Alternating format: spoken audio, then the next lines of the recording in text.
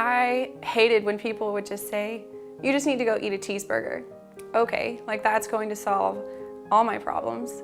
At the end of the day, it wasn't about the food. It was about control.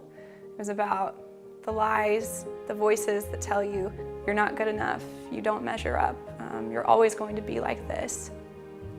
An eating disorder, from the outside, it's hard to understand, and from the inside, it's hard to explain. It's hard to explain why I couldn't eat in front of people, why I couldn't go out to eat with friends. I had no social life.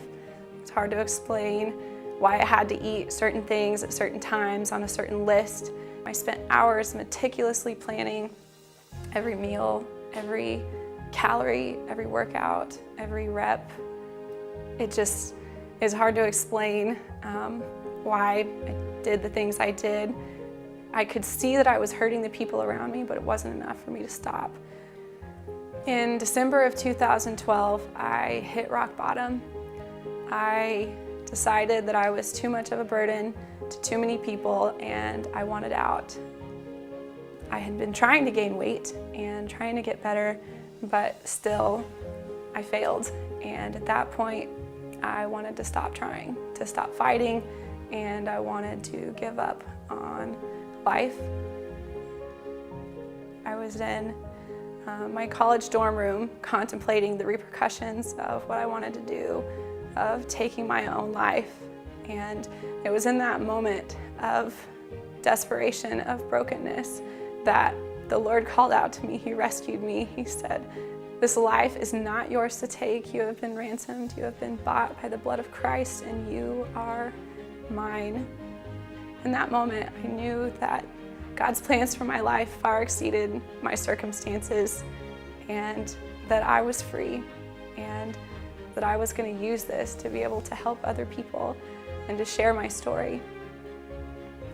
I began journaling. I began writing God's truth and God's promises over and over, and asking for the faith to believe what He says about me, not what the numbers on a scale say about me or what I see in the mirror, but what God thinks about me. And I also went to counseling, and the recovery was tough, but through a miraculous 5 months and 14 counseling sessions later, I was free. I could say goodbye to something that took everything from me, that destroyed my life. But from then, there was a peace and a joy like I had never had before.